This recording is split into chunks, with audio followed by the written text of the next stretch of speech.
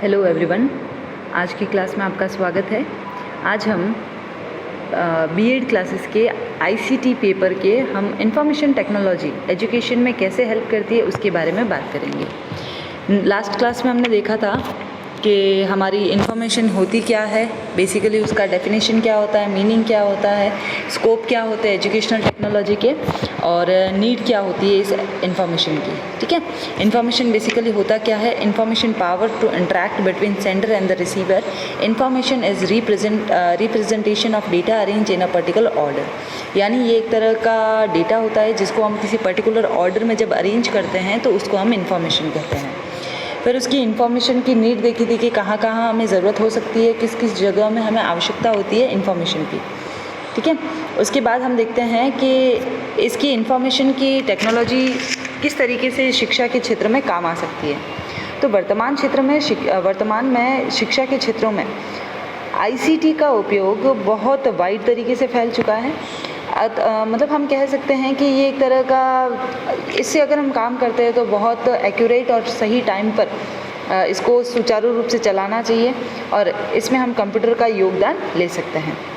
वर्तमान समय में छात्रों के व्यक्तिगत विकास और प्रस्तुतिकरण एवं इंटेलिजेंस और मेंटली नॉलेज के लिए ये बहुत ज़रूरी है कि उनको कंप्यूटर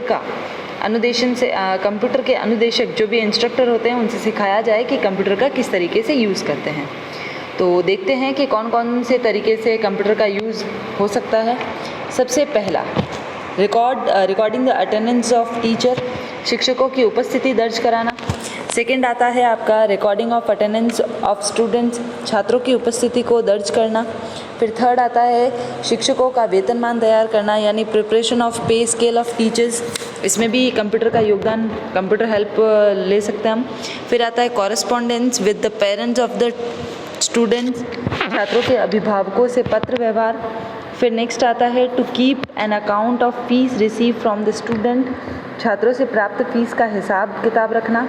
एंड नेक्स्ट आता है to keep record related to admission of student, छात्रों के प्रवेश संबंधित जो भी रिकॉर्ड होते हैं वो भी आप रख सकते हैं। क्लियर है? उसके बाद जैसे हम टीसी बना सकते हैं, ट्रांसफ़र सर्टिफिकेट, या फिर हम मार्कशीट बना सकते हैं। तो ये सारी चीज़ें हमारी इसमें कंप्यूटर की हम हेल्प ले सकते हैं और कंप्यूटर का यूज़ कर सकते हैं। तो वर्तमान समय में कंप्यूटर के अलावा इन एक्टिविटी को करने का कोई ऑप्शन नहीं बचता है। और विद्यालय मैनेजमेंट को जो कार्य बहुत कठिन महसूस होता था वह कंप्यूटर बहुत इजी तरीके से करता है। तो हर कोई प्रेफर करता है कि हम अपनी एजुकेशन सिस्टम में अपनी जो एजुकेशनल टेक्नोलॉजी हो उसमें हम कंप्यूटर को भी ऐड करें। क्लियर है? यहाँ पर नेक्स्ट चलते हैं। नेक्स्ट है कि impact of information technology on education, कि हमारी जो इंफॉर्मेशन टेक्नोलॉजी है उसका इम्पैक्ट क्या पड़ता है, कि हमारी जो पाठ्य सामग्री है या शिक्षक पर सूचना तकनीकी का प्रभाव क्या होता है उसके बारे में बात करते हैं। तो उसके लिए कुछ पॉइंट्स कंसीडर करेंगे। सबसे पहला पॉइंट आता है आपका इंडिविजुअल करिकुलम, यानी व्यक्तिनिष्ठ पाठ्यक्रम। छात्रों की शिक्षा के निमित्त सुनिश्चित पाठ्यक्रम के अतिरिक्त एक व्यक्तिगत पाठ्यक्रम का प्रारंभ होना और उनके जीवन के उद्देश्यों के अनुरूप होगा। तो ये एक प्रकार से परिवर्तन अध्यापन से अध्ययन की ओर होगा। क्लियर है? नेक्स्ट आता है सिंपल स्टडी, सरल अध्ययन। औपचारिक और अनौपचारिक क्षेत्र, फॉर्मल और इनफॉर्मल क्षेत्र में जो इनका जो डिफरेंस है उनका हम यहाँ पर इजी तरीके से हम स्टडी करवाकर उसको कोऑर्डिनेट कर सकते हैं। फिर आता है क्लियर चेंजेस, स्पष्ट परिवर्तन, यानी टेलीकम्युनिकेशन और इंफॉर्मेशन टेक्नोलॉजी। मतलब ये जो एक दो पॉइंट है, यानी जैसे हम कह सकते हैं कि इक्विपमेंट जो है वो थोड़े सस्ते लाए, या फिर इक्विपमेंट का हम सही तरीके से उनका यूज़ करें। जैसे लघु कैमरा हो गया, शॉर्ट जो छोटा कैमरा आता है, माइक्रोफोन हो गया, तो इन सब का।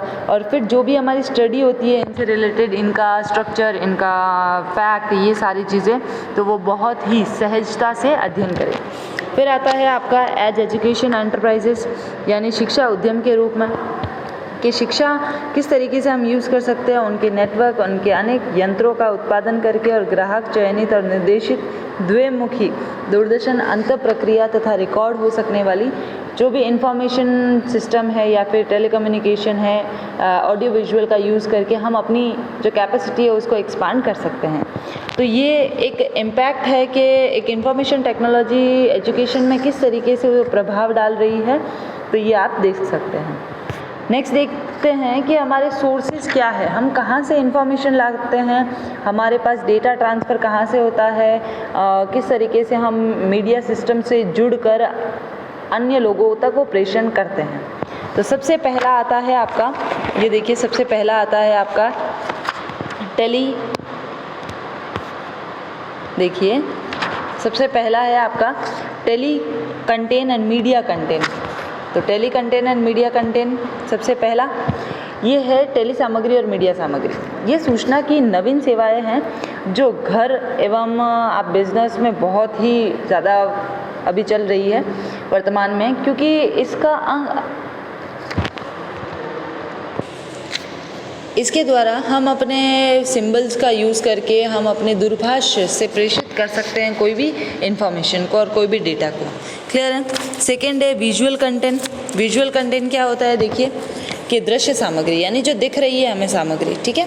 ये एक बहुत ही सेफ प्रोसेस है, सेफ सिस्टम है, क्योंकि इसमें दूरभाष के माध्यम से द्विदिश सेवा प्रणाली है और ये टेली कॉन्फ्रेंस ईमेल से मिलती जुलती प्रणाली है, जिसमें हम नेट और इलेक्ट्रॉनिकल नेटवर्क के माध्यम से इसका यूज़ करते हैं। इंटरफेस इंफॉर्मेशन, या फिर हम कह सकते हैं हाईवे का मेजर, या फिर हम कह सकते हैं पावर और एबिलिटी, ये सब सारी चीज़ें इसमें ऑडियो कंटेंट में आती हैं। क्लियर है यहाँ पर। तो यानी कि अगर कोई छात्र एवं अध्यापक इलेक्ट्रॉनिकल सूत्र से अन्य स्थलों पर जुड़ सकता है और वो जो भी उसका लर्निंग प्रोसेस है, जो भी सिस्टम है, वो टेक्नोलॉजी है, वो वहाँ पर उसको मिल सकती है और उसके कंडीशन के अकॉर्डिंग।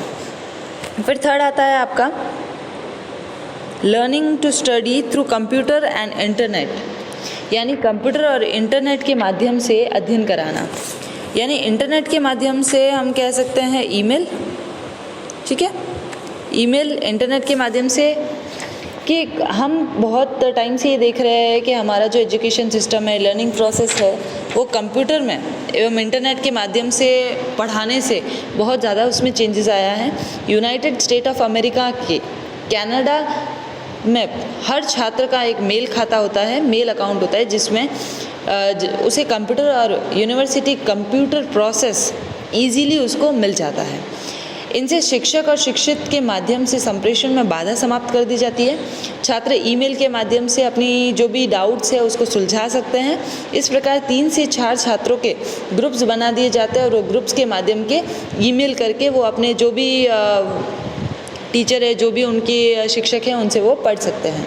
तो इस तरह से अध्यापक के गृह कार्य होमवर्क के पृष्ठ के अंतर्गत वो इंटरनेट द्वारा कोई भी उनको होमवर्क दे सकता है और छात्र उनके जब होमवर्क कंप्लीट हो जाए, असाइनमेंट कंप्लीट हो जाता है, तो वो उस असाइनमेंट की लिस्ट वहाँ से ले सकता है, मतलब करने के लिए ले सकता है। अध्यापक होमवर्क को चेक करना या असाइनमेंट को चेक कैसे करेगा, वो भी इसमें हो सकता है। चेक करके वो क्या कर सकता है, उसकी जो भी एरर्स है, जो भी उसकी भूल है, उसको इंटरनेट के माध्यम से उस छात्र को सूचना दे सकता है। क्लियर है यहाँ पर। फिर नेक्स्ट आता है आपका challenge to information society. Challenge to information society यानी कि सूचना आधारित समाज के लिए चुनौती। उपरांकित के अनुसार सूचना इस प्रतियोगिता के युग का मतलब बहुत ही इम्पॉर्टेंट सोर्स है, क्योंकि हम जहाँ तक सूचना को नहीं भेजेंगे तब तक हमारे पास किसी भी तरह की कोई भी इंफॉर्मेशन, कोई भी डेटा, कोई भी फैक्ट नहीं आ पाएगा।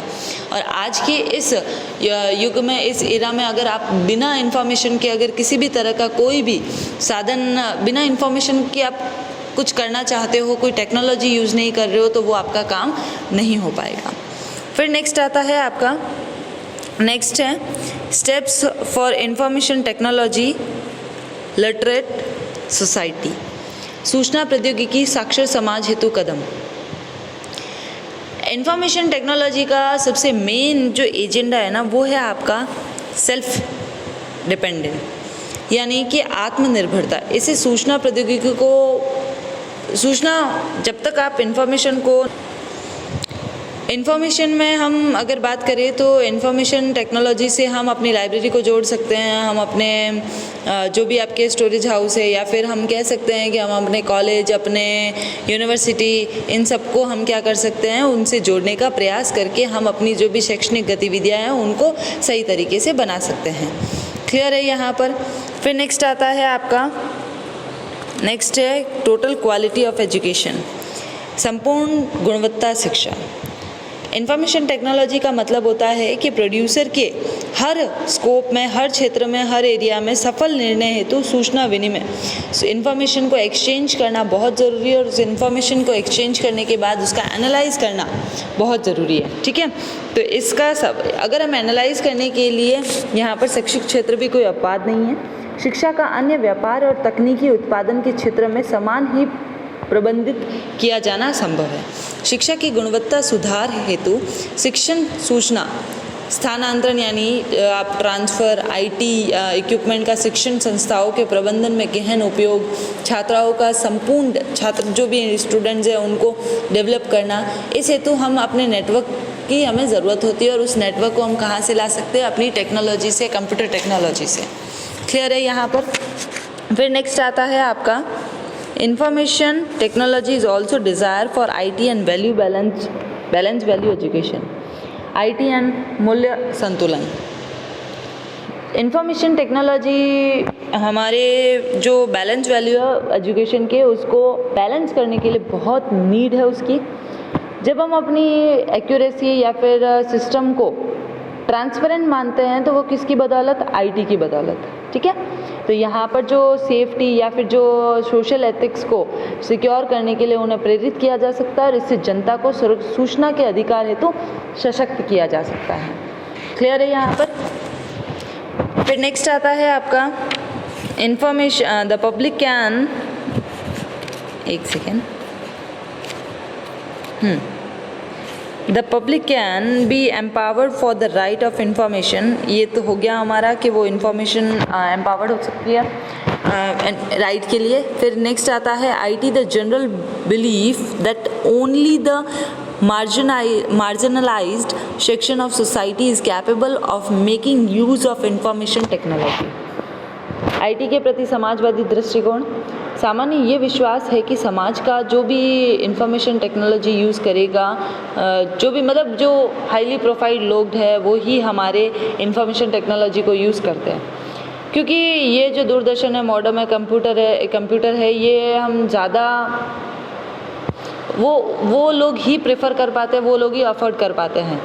तो ये कथन भी ई-लर्निंग, जो रिसीवर है या जो लर्नर है और जो भी ट्रेडिशनल पैटर्न से या सिस्टम से शिक्षा ग्रहण करेंगे, उनके मध्य विभाजन की ये एक लाइन बन जाएगी कि इन्होंने इस टेक्नोलॉजी से पढ़ा है, एडवांस टेक्नोलॉजी से पढ़ाई की है, यानी उनकी जो एजुकेशन है वो बेस्ट है और जो ट्रेडिशनल है उनका थोड़ा सा लर्नर वैसा हो जाएगा।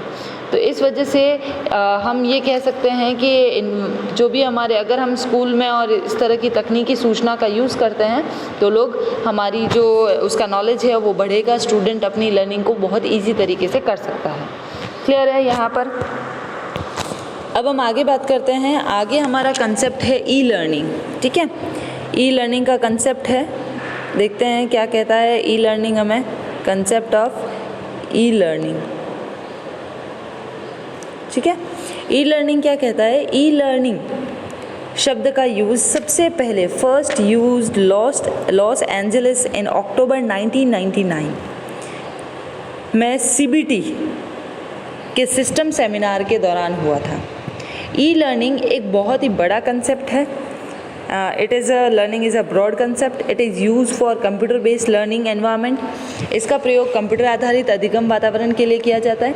ई लर्निंग में बहुत टेक्नोलॉजी का यूज़, बहुत मल्टीपल टेक्नोलॉजी का यूजेस किया जाता है और ये बहुत ही दूर दूर जगह पर जो रहते हैं उनको भी हम इस माध्यम से शिक्षा दे सकते हैं।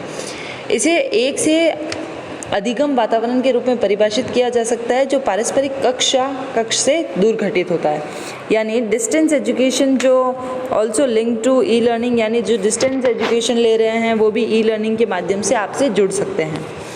ई लर्निंग एवं दूरस्थ शिक्षा एक नई चीज़ नहीं है।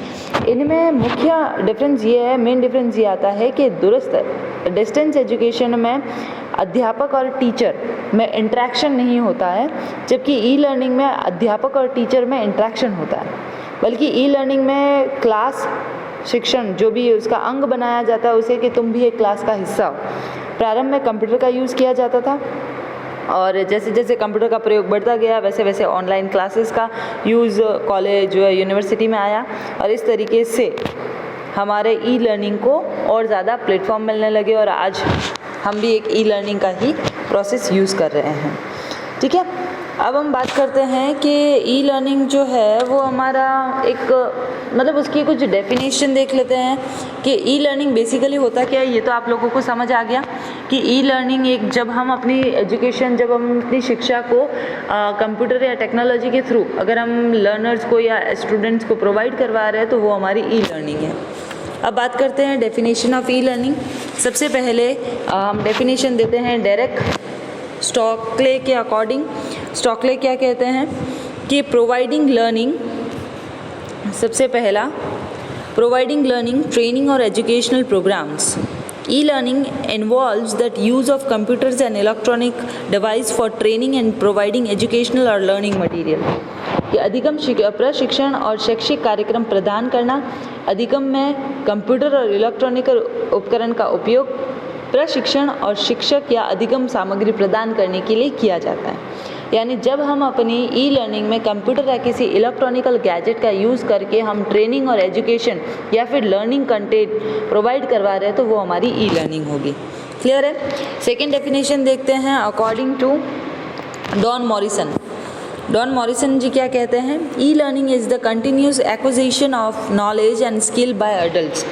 ई लर्निंग वयस्कों द्वारा ज्ञान और कौशलों का निरंतर ग्रहण करना है। फिर नेक्स्ट देखते हैं हमारी according to the international school of management. Electronical अधिगम ऑनलाइन अधिगम की एक प्रक्रिया है विशेषतः इंटरनेट एवं मेल के द्वारा। तो electronical learning is a process of online learning specially through the internet and mail. Clear है यहाँ पर। चले आगे नेक्स्ट बात करते हैं हम कैरेक्टरिस्टिक्स ऑफ ई लर्निंग।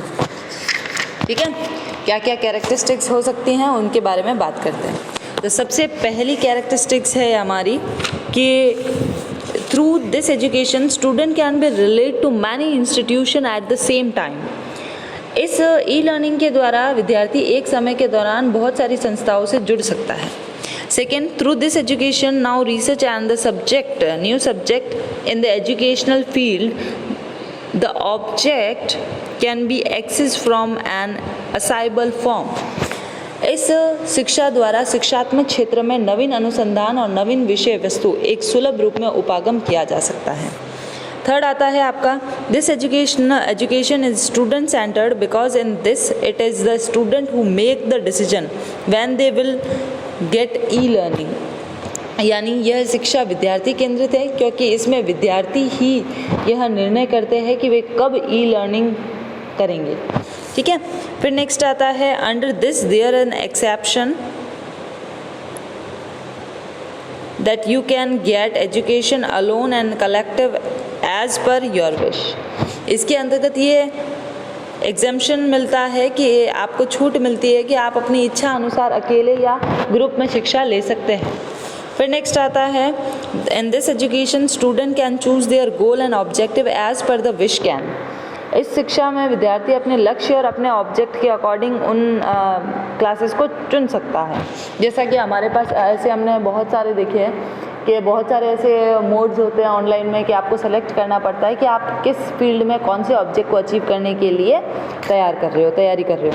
फिर नेक्स्ट आता है under this education a teacher can teach in more than one educational institution. यानी केवल शिक्षा के अंतर्गत एक अध्यापक एक से अधिक शिक्षा संस्थाओं में शिक्षण करवा सकता है। टीचर अपनी क्लासेस को ई लर्निंग की तरह से यानी ऑनलाइन पढ़ाकर वो एक से अधिक संस्थाओं में काम कर सकता है और शिक्षा दे सकता है। फिर आता है आपका the scope of this type of education is the vast and broad.